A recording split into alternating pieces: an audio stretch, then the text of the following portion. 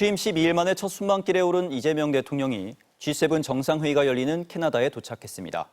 이 대통령은 현지에 도착하자마자 곧바로 정상외교에 돌입했는데요.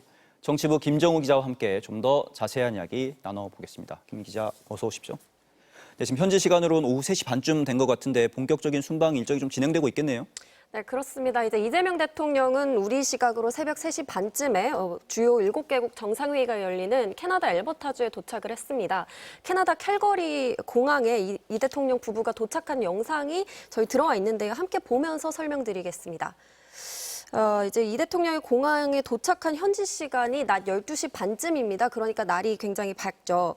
이 대통령 내외가 대통령 전용기인 공군 1호기에서 내려서 미리 도열해 있던 캐나다 측 환영 인사들과 인사를 나눴고요. 특히 이제 추트이나 부족 족장이 전통 인디언 복장을 입은 모습이 이제 보이실 텐데 대통령 부부에게 환영 행사에 참여해서 인사하는 모습이 또 눈에 띄기도 했습니다. 이 대통령은 1박 3일 강행군인 만큼 도착 즉시 공식 일정을 시작할 예정인데 G7 회의 초청국 정상들과 잇따라 양자회담을 할 예정입니다. 그리고 회담 상대국과 대화 내용은 일정이 끝난 뒤에 정확히 전해질 내용인데 조금 전 들어온 소식에 따르면은 남아프리카 공화국 정상과 회담을 마친 걸로 파악이 됐습니다. 네, 그 전용기 내에서는 기자 간담회도 진행이 된 것 같은데 이게 예정이 돼 있던 겁니까? 예정이 없던 일정이었습니다. 이제 기자들과 본격적인 소통을 이미 기내에서 시작을 한 건데 사실상 취임 후 첫 기자 간담회가 해외 출국길에 이뤄졌다 이렇게 볼 수 있습니다. 질의응답은 굉장히 자유로운 분위기에서 약 20분가량 이어졌습니다. 이 대통령이 먼저 기자들에게 자리가 좁아서 좀 불편하지 않냐 이렇게 말을 건넸고요. G7 정상회의 관련 질문이나 미국 트럼프 대통령 관련 질문, 관세 협상 관련된 질문도 이어졌고 또 추경, 민생지원금 지급 방식에 관한 논의, 또 특히 민감할 수 있는 김민석 총리 후보자 관련 의혹이나 이한주 국정위원장 관련 의혹에 대해서도 거리낌 없이 대답을 했습니다. 또 하나 눈에 띄었던 점이 있는데요. 이 대통령이 기자들에게 이전 정부 때보다 출입 언론사 수가 늘었다고 들었다 이렇게 이야기를 했는데 윤석열 정부에서 줄어들었던 기자단 규모를 문재인 정부 시절만큼 복원한 그런 상황을 언급했습니다. 대변인실과 기자단의 소통도 강조하면서 앞으로 언론과 소통을 원활하게 할 것이다 이런 점을 시사했습니다. 네, 방금 말씀 들어보면 G7 정상회담 말고도 다른 현안도 좀 말을 한 것 같은데 좀 다른 얘기 나온 게 없습니까? 예, 일단은 사적 채무 의혹이 불거진 김민석 총리 후보자에 대해서 이야기를 했는데 이 대통령이 어떻게 된 건지 직접 김 후보자에게 물었다고 합니다.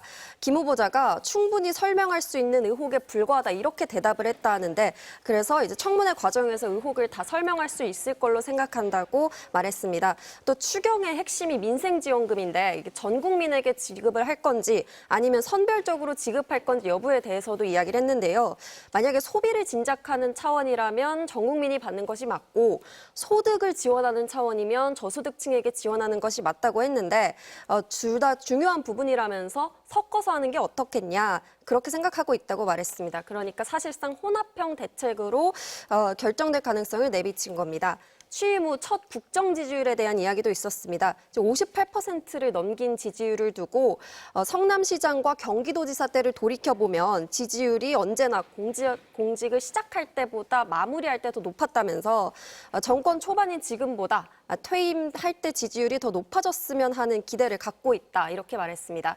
또 G7 순방 떠나기 전에 내란, 김건희, 최상병 특검을 수사할 새 특별검사를 지명했잖아요. 그런데 이제 취임 후에는 얼굴을 한 번도 본 적 없다면서 최근에 만남이 있었다 이런 보도 내용을 일축했습니다. 네, 그렇군요.